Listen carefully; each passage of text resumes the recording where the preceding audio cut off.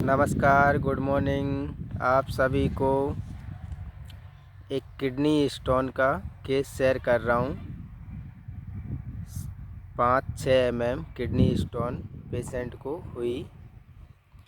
Birds को जलाने के या कोई कोई हैवी ऑइंटमेंट लगाने के बाद इस पेशेंट ने मेरे से पहले बार्ड्स की मसे की दवाई ली थी, जो कि पेशेंट को बहुत ज़्यादा जल्दी थी और जल्दी के चक्कर में लोग पेशेंट को बताते थे कि ये दवाई ले ले, ये दवाई ले ले। मेरे को पेशेंट ने बोला भी कि इसने ये बताया कि ऐसी दवाई से 2 दिन में झड़ जाएंगे, या वो कोई बाल से कोई शेविंग कटिंग वाले जो शेविंग वाले जो लोग बाल से काट देते हैं, इस तरीक़ा से तरह तरह के उपाय बताए। तो पेशेंट ने 15-20 दिन कुछ दिन तो इंतज़ार किया, बट आधे पेशेंट के मसे सूख गए थे। लेकिन फिर भी पेशेंट को इंतज़ार ना होकर पेशेंट ने कोई ऐसा ऑइंटमेंट लगा लिया जिससे मसे वहीं के वहीं 1-2 दिन में ही झड़ गए और सूख गए और साफ़ हो गए।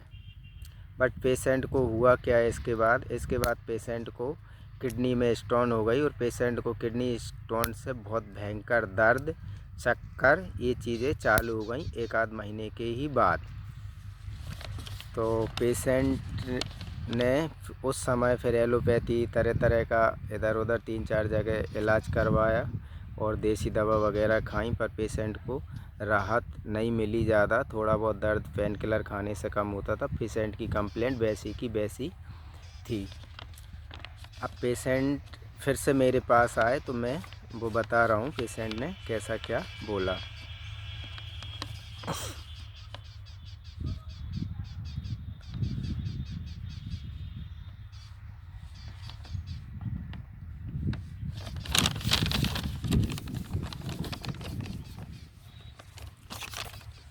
पेशेंट ने जो आके बताया वो मैं आपको शेयर बता रहा हूँ। हाँ, पेशेंट को एक चीज़ और थी। बहुत पहले थ्रोट इन्फेक्शन था। वो 1-1.5 साल पेशेंट की दवाई चली, जो कि थ्रोट इन्फेक्शन 10 से 15 साल का था, तो वो पूरा कंप्लीट क्योर हो गया था। और 1-1.5 साल बाद कुछ पेशेंट को बार्ड्स हुए थे। तो उस समय के बाद पेशेंट की दवाई पूरी टोटली बंद हो गई थी। और इसके बाद जो बार्ड्स हुए थे, इसके बाद पेशेंट ने फिर से मेरे से दवाई ली थी और कुछ इंतज़ार किया और फिर पेशेंट ने दूसरी दवाई से उसको बार्ड्स को हटवा दिया था। लेकिन इसके बाद फिर पेशेंट मेरे पास आए थे। थ्रोट इन्फेक्शन, इन्फ्लेमेशन जो था वो कंप्लीट पेशेंट का ठीक हो गया था।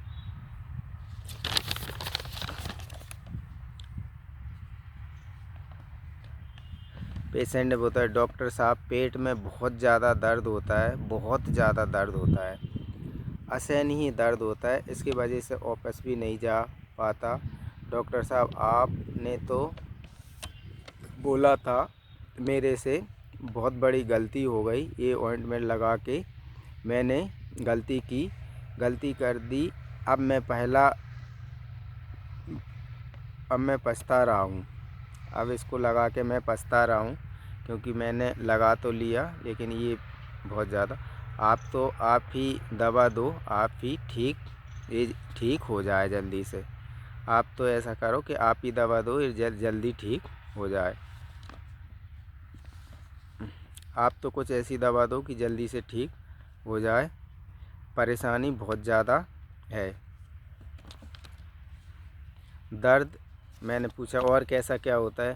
बोले दर्द एकदम से भयंकर दर्द आता है और फिर कुछ देर होता है और फिर एकदम से ही चला जाता है दर्द। अच्छा, और ऐसा ही दर्द होता है, एकदम से आता है और एकदम से चला जाता है। तो पेशेंट की मेडिसिन मुझे समझ में आ गई थी, पेशेंट से ज़्यादा बातचीत नहीं की। पेशेंट की मेडिसिन जो सबसे फर्स्ट जो थ्रोट इन्फेक्शन में जो मैंने दी थी वही मेडिसिन आई। इसके बाद फिर पेशेंट की मेडिसिन बीच में जो बार्ड्स के लिए कुछ सिम्टम्स चेंज हुए थे, तो उस समय कुछ मेडिसिन दूसरी आई थी। बट इसके बाद पेशेंट की फिर से वही थ्रोट इन्फेक्शन में जो मेडिसिन दी थी वही मेडिसिन फिर से पेशेंट को आ गई। अब मैंने पेशेंट को बोला था कि दर्द चला जाएगा लेकिन आपके बार्ड्स दोबारा वापस आ सकते हैं, तो उसके लिए फिर जल्दबाजी मत करना, क्योंकि ऊपरी लेयर की जो बीमारी है या वो बीमारी या जो ऑटो इम्यून डिसऑर्डर टाइप की जो बीमारी रहती हैं, कुछ बीमारियां थोड़ी देर से जाती हैं, तो उनमें कुछ बीमारियों में काफ़ी लंबा समय भी लग सकता है जैसे ठीक होने में, तो कम से कम 3-3 4-4 साल भी लग जाते हैं। जो ज़िंदगी भर रहने वाली जो बीमारी हैं, यदि उनमें 2-3-4 साल 5 साल भी लग जाएं तो भी ठीक है, लेकिन ऐसा ज़रूरी नहीं है कि इतना टाइम लगे। कुछ कह नहीं सकते, जैसे डायबिटीज़ हैं, एलर्जी हैं, शुगर की कंप्लेंट रहती हैं, इनमें काफ़ी लंबा टाइम लग जाता है। और जो अन्य तरीक़ा से ट्रीटमेंट की अपेक्षा मुझे लगता है कि होम्योपैथी ज़्यादा सेफ रहती है, इन खासकर ऐसी डिसीज़ जो लंबी टाइम तक बीमारियां बनी रहती हैं, लॉन्ग टर्म तक या लाइफ टाइम तक बोल सकते हैं। तो पेशेंट मान गए, बोले ठीक है अब मैं ऐसी गलती नहीं करूँगा, तो आप तो मुझे दवा दो, अब मैं नहीं लूँगा, अब मैं सह लूँगा, अब नहीं दूँगा, बोले ठीक है। तो इस पेशेंट के जो मैंने रूब्रिक बनाए, ज़्यादा रूब्रिक बनाए नहीं, मेडिसिन बॉय निकल के आई तो रूब्रिक सुना रहा हूँ। एक्स्ट्रा वैगेंस डिल्यूजन फजेस्ट being light desire for credulous. General teach का क्वेश्चन है, sudden manifestation, sudden coming and going और रीमोर्स। तो इस पेशेंट के जो रूब्रिक बना है, तो पेशेंट क्या बोल रहा है, बहुत ज़्यादा दर्द हो रहा है, पेशेंट बार बार एक ही कंप्लेंट कर रहा है, डॉक्टर साहब बहुत असहनीय, बहुत ज़्यादा दर्द हो रहा है, तो एक्स्ट्रा वैगेंस लिया। इसके वजह से ना ऑफिस जा पा रहा, ना कुछ कर पा रहा है, मतलब इसके कब्जे में है पेशेंट, तो डिल्यूजन फजेस्ट रूब्रिक लिया। क्रेडुलस, पेशेंट किसी की भी बात मान के कहीं भी चला जा रहा है, किसी से कुछ भी करवा ले रहा है, बाल मसों को ऑइंटमेंट कोई देसी उपचार करा के उसको ऑइंटमेंट लगा के दबा दी, जबकि मैंने पेशेंट को मना किया था फिर भी। तो पेशेंट इस तरीक़ा के काम, और जबकि पेशेंट एक अच्छी खासी पोस्ट पर अधिकारी हैं, फिर भी ऐसी बातें मानकर पेशेंट ऐसे काम कर ले रहा है कि ऑइंटमेंट से बार्ड्स दबा दी। इसके बाद फिर पेशेंट पछता रहे हैं, तो रूब्रिक लिया यहाँ रिमोर्स मतलब पेशेंट गलती करके पछताता है। तो sudden coming and going, belladonna का जो दर्द है वो सडन आता है और जाता है, तो ये रूब्रिक भी बेलाडोना का लिया। तो बेलाडोना मेडिसिन निकली पेशेंट की, पेशेंट का विद जो कि पेशेंट 1-1.5 महीना से दर्द से चक्करों से बहुत ज़्यादा परेशान था, कंप्लीट क्योर हो गया पेशेंट का दर्द। इसके बाद पेशेंट की कंप्लेंट 15 दिन में टोटली पेन की, चक्कर की, सारी चीज़ें पेशेंट की चली गई। और पेशेंट को इसके बाद बार्ड्स निकले आए, बार्ड्स निकलने के बाद पेशेंट ने फिर से मेडिसिन कंटिन्यू रखी और उस पेशेंट के बार्ड्स भी ठीक हो गए। दोनों चीज़ें कंप्लीट क्योर हो गई 1 महीने के अंदर। जो कि इस पेशेंट को बार्ड्स को एक किसी जलाने वाली क्रीम या पता नहीं किससे उसने जलाए, तो उससे पेशेंट को बार्ड्स दबने से यानी किडनी स्टोन हो गई थी और पेशेंट बहुत ज़्यादा प्रॉब्लम में चला गया था।